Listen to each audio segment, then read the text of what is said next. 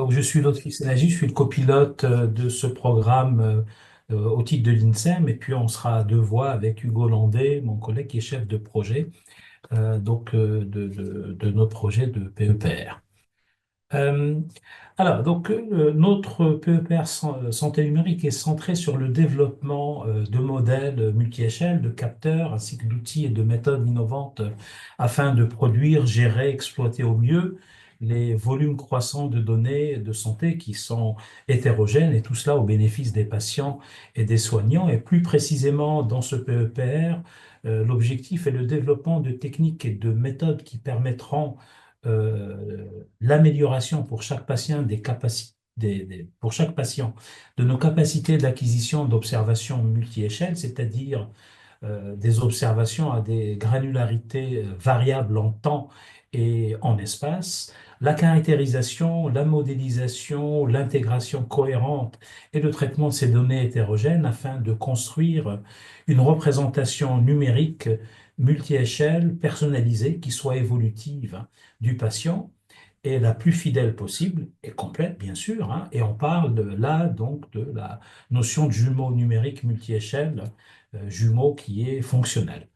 Ce jumeau numérique sera alors par la suite dédié à l'élaboration de soins et de traitements sur mesure, donc au développement et à la validation de nouvelles approches, qu'elles soient diagnostiques ou thérapeutiques, donc pour la prise en charge personnalisée du patient, l'optimisation ou la définition de nouveaux parcours de soins, le développement de nouvelles stratégies pour les essais cliniques de demain, et donc plus globalement pour contribuer à l'amélioration de notre système de santé. Et bien sûr, toutes ces perspectives de recherche sont indissociables des préoccupations éthiques que l'on doit prendre en compte, donc qu'il s'agisse de la protection des données de santé, de la vie privée, et ces concepts-là doivent être pris en compte dès l'élaboration des nouveaux paradigmes, et cela tout au long de leur mise en œuvre. Donc, ce PEPR, vous l'avez compris, il a pour objectif de favoriser le développement et l'exploitation du concept de jumeaux numériques en santé. Et donc, pour cela, il faut pouvoir soutenir la conception et le développement de jumeaux multi-échelles qui soient réalistes, personnalisables et favoriser leur exploitation comme un levier afin d'enrichir ou de faire évoluer l'ensemble du système de prise en charge des patients. Il y a un besoin de données, c'est évident, et donc au-delà de l'exploitation des données multi-échelles qui sont d'ores et déjà disponibles grâce à d'autres initiatives nationales, il va être nécessaire de soutenir le développement de nouvelles technologies d'acquisition qui nous permettront d'accroître l'observabilité de mécanismes ou de phénomènes à des échelles temporelles ou spatiales qui sont actuellement non couvertes. Donc, cela contribuera non seulement au développement de modèles plus fins, mais surtout aussi à pouvoir aborder de nouvelles questions et de chercher à y apporter des réponses et ainsi élargir aussi notre spectre de connaissances. Il faut aussi soutenir une recherche pour la mise au point de nouvelles méthodes et de paradigmes qui nous permettront d'exploiter de manière effective ces données multi-échelles et euh, hétérogènes, hein, et surtout de pouvoir faire une translation vers la clinique. Et donc, il y a besoin de développer de nouvelles approches de représentation de données, de modélisation, d'apprentissage, en prenant en compte la nature de ces données. Il faut évidemment développer des approches qui permettent la sécurisation et la confidentialité des informations personnelles. Et comme je le disais, l'ensemble devant s'inscrire nécessairement et donc obligatoirement dans le cadre éthique et réglementaire en vigueur, en phase avec les attentes sociétales en termes de transparence, de participation notamment, hein. Et tout cela, au fait, constituera des gages d'acceptabilité des innovations technologiques qui pourront découler de ces projets et donc leur valorisation en termes de système d'aide à la décision au niveau diagnostic, de traitement personnalisé, etc. Pour explorer et mettre en œuvre ces concepts, deux pathologies ont été visées pour finaliser les recherches. Donc, on a retenu les maladies cardiovasculaires et les pathologies neurologiques. Pour ces deux cibles, nous avons déjà des données longitudinales et de suivi à moyen long terme qui sont accessibles. Nous avons donc organisé ce PEPR autour de 4 programmes structurants englobant 17 axes de recherche. Les deux premiers programmes sont à vocation méthodologique, avec la mise au point de nouvelles méthodes numériques permettant l'analyse multi-échelle des données de santé et des approches qui vont nous permettre de surmonter les défis techniques et sociétaux d'utilisation des données personnelles multi-échelles et surtout aussi de leur réutilisation. Les deux autres programmes sont principalement guidés par les finalités cliniques et pourront bénéficier des résultats attendus dans le cadre des deux programmes précédents. Cependant, hein, pour leur spécificité, ils ont aussi besoin également de développement pour, d'une part, accroître l'observabilité multi-échelle et la prédiction des maladies cardiovasculaires, et pour le développement d'approches innovantes pour la détection précoce et la prédiction de pathologies neurologiques. Ce qui est attendu hein, en termes de résultats principaux de ce PEPR, c'est d'abord de produire des méthodes permettant d'exploiter les données multi-échelles et développer aussi et intégrer des modèles hétérogènes. Créer des outils numériques coopératifs, hein, intégrant notamment de l'intelligence artificielle, mais centrés sur l'homme, hein, pour l'aide à la prise de décision. De même que l'élaboration de jumeaux numériques permettant d'optimiser ou de repenser les essais cliniques, les parcours et systèmes de soins, et à plus long terme, des jumeaux numériques qui permettraient de prédire le parcours de santé d'un patient, voire d'un individu, sur de longues périodes pour individualiser ainsi les trajectoires de prévention et de soins.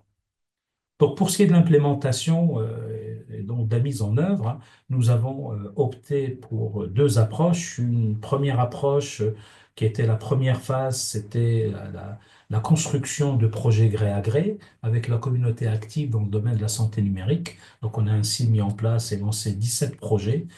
Ces 17 projets concernent plus de 150 laboratoires et équipes, une quarantaine d'universités et grandes écoles, hein, et une quinzaine d'établissements hospitaliers. Actuellement, nous sommes en phase de lancement de l'appel à projet. L'idée étant qu'on aborde des sujets de recherche complémentaires à ceux qu'on a initiés dans les 17 projets gré à gré, ou encore s'atteler à des questions scientifiques émergentes dans le champ de la santé numérique, euh, à l'interface d'autres champs de la stratégie d'accélération, donc notamment des PEPR. Donc je passe la main à Hugo hein, pour Merci. la suite. Voilà, donc en fait là directement vous avez une vue sur un endroit, une archive HAL où sont répertoriées les principales productions à l'heure du 21 janvier du PEPR. Alors c'est pas encore exhaustif parce qu'il y a encore quelques petits réglages techniques à faire, mais on voit qu'il y a déjà plusieurs revues, il y a des prépublications qui sont en cours, donc ça évolue vite, et quelques logiciels qui ont été développés, qui sont mis à disposition sur ce point-là. On vous a remis les thématiques comme elles sont indiquées dans l'archivage HAL, et vous avez le lien, donc vous pourrez aller consulter régulièrement, voir s'il y a des outils qui pourraient vous intéresser, qui sortiraient des PEPR. Donc bon, voilà. Concernant un petit peu la répartition budgétaire et comment est construit le PEPR, bon, on est sur une approche à 60 millions aussi. Les 17 projets que vous a présenté Lotfi sur les 4 axes représentent 31,5 millions. L'AAP qui est en cours aujourd'hui, on reviendra tout à l'heure, c'était 24,5 millions, donc une grosse priorité sur la science en tant que telle. On a une petite particularité d'avoir une partie support ingénierie, support ponctuel, où là on a une cellule d'ingénieurs qui va travailler à essayer d'accompagner les projets existants du PEPR pour les rendre exploitables pour la suite, enfin pour rendre les outils et les sorties output exploitables entre autres, mais pour aussi accompagner les projets. Et toute une partie gouvernance animation, plus classique j'ai envie de dire. Concernant le calendrier, là vous avez un peu le calendrier qui a dû être vu, comme l'a dit tout à l'heure Lotfi. Les petites barres vertes, c'est les journées annuelles, donc il y en a effectivement une par an, plutôt en milieu fin d'année. L'AAP qui a été lancée du coup le 31 juillet à cause de ça on va passer. Euh, et qui est toujours un petit peu en cours parce qu'il a eu un peu de succès. Donc du coup, il a été un petit peu porté, on verra ça tout de suite.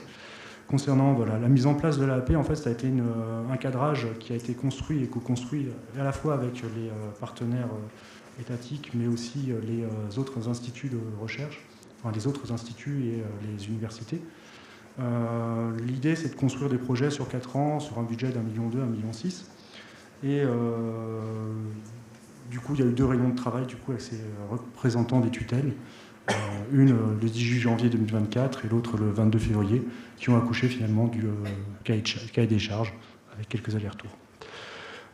Pour les thématiques à plus proprement parler, en fait, il y a une partie véritablement sur lever les verrous à la santé, la conception de méthodes innovantes sur le multiscale et le jumeau numérique.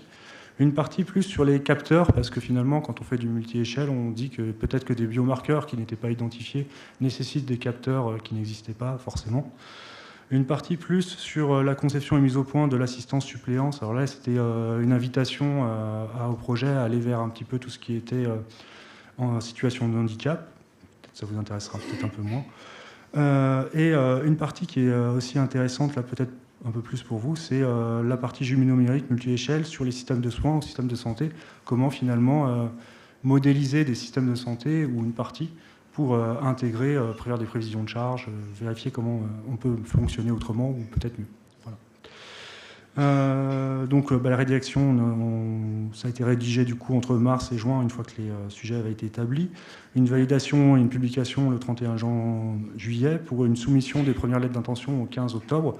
Donc du coup, on ne peut plus accepter de projet à l'heure actuelle, puisqu'on a déjà la phase des lettres d'intention, enfin les short proposals qui est passée. Il y a eu un gros succès, donc du coup, on a pris beaucoup de temps, plus de temps que prévu, à revoir un petit peu toutes les candidatures.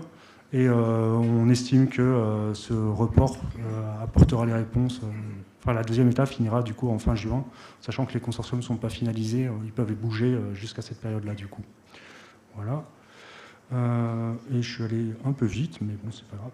Donc là, rapidement, une présentation un peu de la gouvernance. Donc le PEPR a une organisation un peu classique où il y a un comité de pilotage organisé par les tutelles du PEPR qui sont INRIA et INSERM, avec un comité qui gère le PEPR plus au jour le jour, le comité de pilotage stratégique qui a des représentants du comité de pilotage de direction et qui s'appuie aussi sur l'expertise à la fois scientifique d'experts étrangers dans le cadre de l'appel à projet surtout, et de représentants des partenaires de tutelle dont on a parlé tout à l'heure, qui sont, en fait, on essaie de représenter chaque tutelle des équipes présentes dans un projet du PEPR, en tout cas.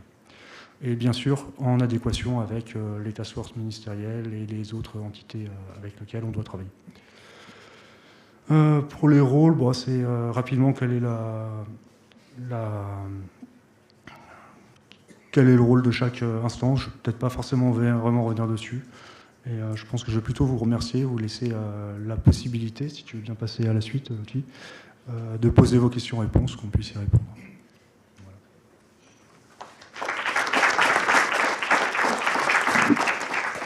Merci. Pour les aspects troubles neurologiques, est-ce que vous êtes sur le domaine de la neuropsychiatrie ou plutôt neurodégénératif ou c'est ouvert?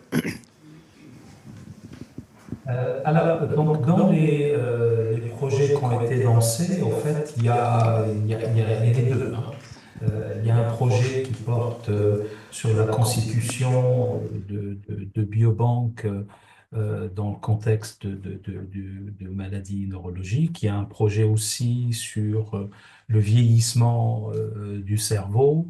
Et il y a un autre projet qui est aussi lié à la stratification des âges pour des traitements adaptés. Donc tout ça est lié à la neurologie. Et il y a aussi un projet qui est lancé autour des problématiques de la dépression et on ne préjuge pas de ce qui va sortir de l'appel à projet qu'on a lancé parce que là, contrairement, vous l'avez vu, on était centré sur les 17 projets gré à gré sur le cardiovasculaire et la neuro. Là, on a ouvert à toute thématique du moment que on a des usages cliniques avérés, fondés qui sont la cible de la recherche finalisée. Ok. J'ai une autre question, si je peux. Vous parlez de jumeaux numériques pour l'humain. Est-ce que l'humain est conçu dans son acception également microbienne? Est-ce que le microbiote est intégré dans les travaux? Alors, je serais tenté de dire non. Jusqu'à présent, on n'a pas intégré dans les projets qui sont passés, hein. Il n'y a pas d'intégration d'actions liées au microbiote, hein, par exemple, hein. On est plutôt sur la représentation de l'évolution des systèmes sous l'effet de pathologies, mais il n'y a pas d'action directe, à ma connaissance, hein, dans les projets qui ont été retenus déjà, de modélisation de l'effet euh, que vous mentionnez. Mais je pense que c'est faisable du moment qu'on a une documentation des informations sur quelle est l'interaction entre ces systèmes-là. Ben, je pense que ça peut ouvrir la voie à de la modélisation biomathématique ou biophysique, ou biochimique aussi, hein, sans problème. Une autre question. Dans le même ordre d'idée, est-ce que la diversité génétique est prise en compte dans ces jumeaux numériques? Dans certains des projets, oui, tout à fait, ouais. Encore une fois, en fait, la notion de jumeau numérique, elle peut se décliner à différentes échelles, hein. L'idée, effectivement, c'est d'être le plus complet, le plus représentatif, et du coup, c'est le plus coûteux et le plus, je dirais, qui nécessite beaucoup plus de compétences et de travail. Enfin,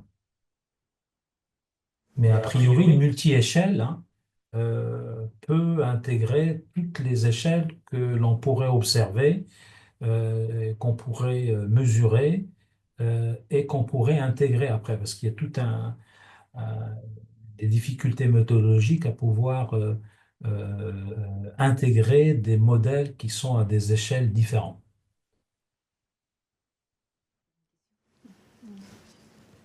Donc, bon, on va peut-être conclure, c'est ça, conclure la réunion, enfin cette phase, en vous remerciant. Et puis, je pense qu'on va travailler ensemble pour monter les ateliers ou, comme je discutais avec Hugo tout à l'heure, les sciences participatives, tout ça, tous ces projets-là, on pourrait le faire ensemble et finalement que les communautés finalement soient invitées. À bientôt et merci. Merci, au revoir.